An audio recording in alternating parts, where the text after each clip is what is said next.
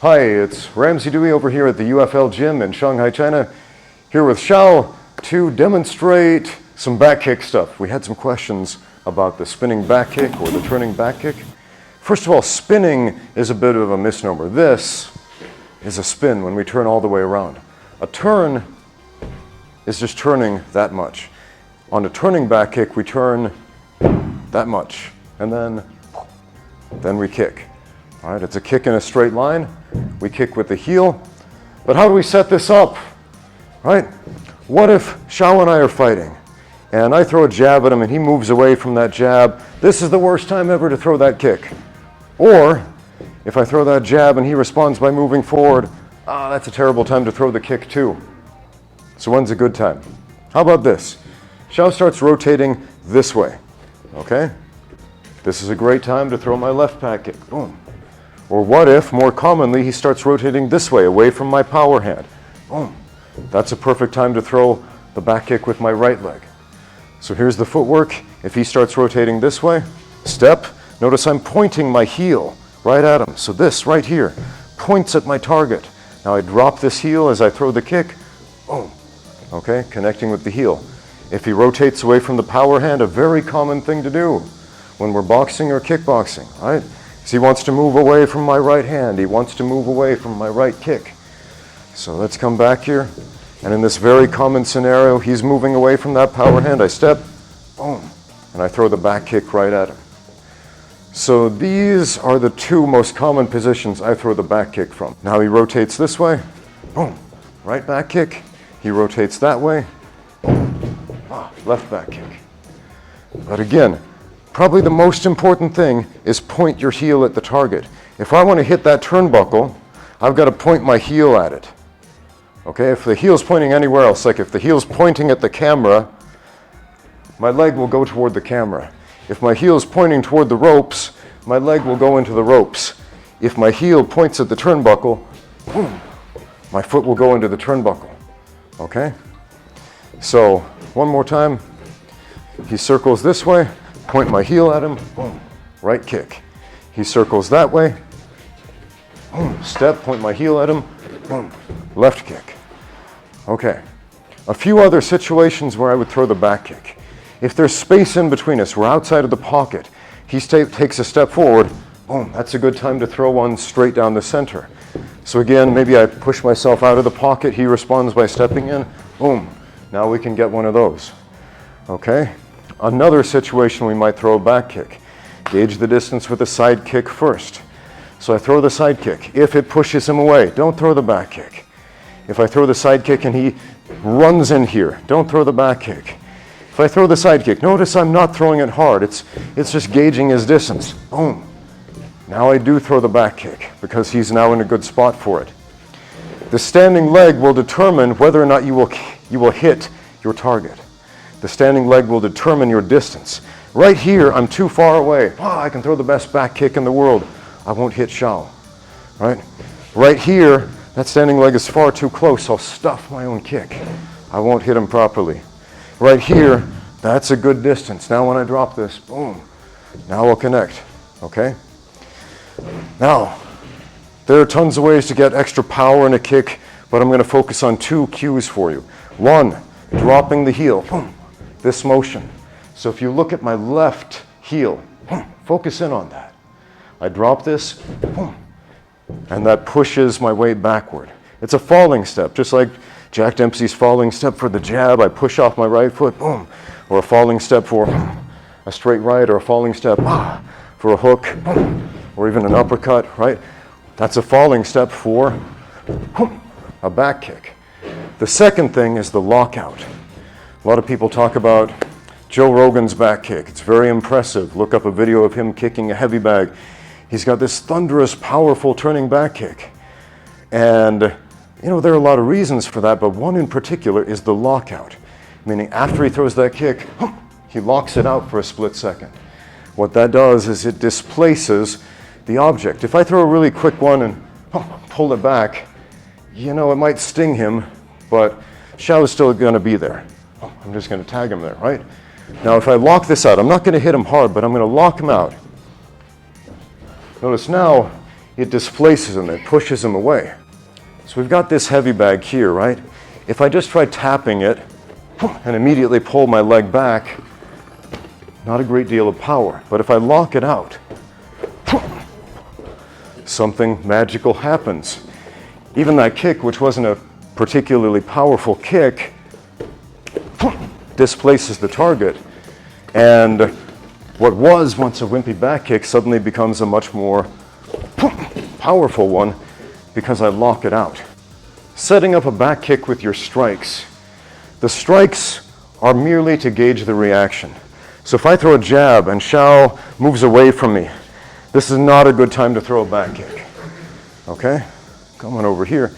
If I throw the jab and he stands his ground, his guard's up here, I'm throwing a combination. Maybe his guard comes up. This is good. So notice now, this is open and he's at a nice, perfect range, boom, to land a straight back kick down the center. Okay? If Xiao responds by coming in and into, this range, not a good time to throw a back kick unless I want to jump up and move out of range there. Okay? But even so, a back kick straight down the center to the solar plexus is not ideal. The best shot, boom, is right down this way. So if he starts rotating this way, right?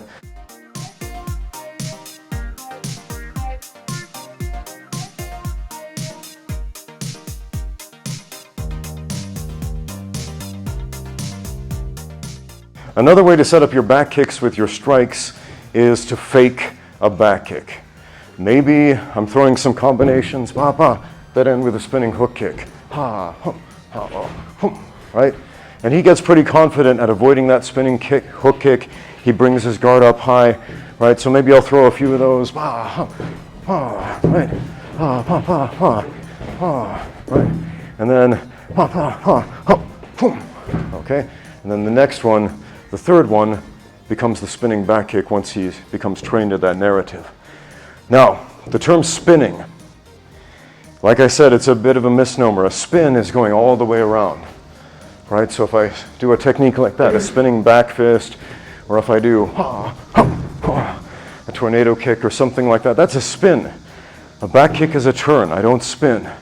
I turn halfway and then I go straight down the center, okay? I don't even have to look at him. I can peek over my shoulder in the peripherals, boom, and kick back. That's what the World Taekwondo Federation teaches. But I don't actually have to look. Notice I'm not looking at him. As long as I know this foot is in the right place, boom, I know I'll connect with him, right? In the split second between here and the moment the kick lands, boom. Okay, he's not going to move, not very much anyway. Now, one of the most common mistakes I see with the spinning or the turning back kick is when people spin, because they'll turn and then it turns into a sloppy hook kick. So here, get your guard up like we're sparring, and I'll throw a sloppy spin, and look what happened. My kick swung around this way. I don't want to swing it, I want to punch it in a straight line. So don't let your kicks turn into spins. The reason that happens is people look over their shoulder. They try to see the details. If you look at all, here I'm going to look at that camera, notice my eyes. I can see my peripherals, it's blurry. That's all I need. I don't need to look all the way around and see the color of your eyes and how your hair is combed and then kick, because look what happens, now it turns into a spin. So if you look, just peek into the peripherals, kick straight, and there you go. One other thing I would recommend for a straight back kick is practice this way. Put your hands on the floor and then lift it this way. They'll do that in capoeira, Taido, and some other martial arts. If I do it this way, that ensures it is a perfectly straight back kick with no spin whatsoever. So again, hands down, leg up, boom, and then back up. So if you're having a problem with a spin, practice this method to turn it into a turn. I had a question yesterday about the angle of the upper body. The guy asked, do I have to keep my upper body erect like this when I throw a back kick? You know, like a ballet dancer doing an arabesque. The answer is no, you don't. You can bring your upper body down in a straight line with your leg. So you're balanced like this. That's not just for reach. If you're an inflexible person, being able to bring your foot higher, it's actually for power itself, because I'm throwing the weight of my upper body into my lower body. Okay? So if you can balance like this, then yeah, that's a great way to position yourself for a back kick. So don't try to lift your upper body and start doing ballet and do arabesques in the ring, because that's not it. That's too much pressure on the lower back, too much stretching from the glutes. Instead, do it a much more ergonomically correct way. It's kicking straight backwards, like a bull, kicking straight back, like a horse or a goat or any four-legged animal would. So watch the feet very closely. I turn my heel toward the target. Now I'm going to drop that back. Again, turn the heel, drop back. Turn the heel, drop back. Now I can skip into it a little bit. So I turn the heel, and now I drop, and I do a little skipping slide. Turn, that gives me more reach and more potential power. Turn, skip, and slide. Turn, skip, and slide. Pick very specific targets when you do bag work, especially with the back kick. Notice I'm targeting the right side of the heavy bag, left from my perspective.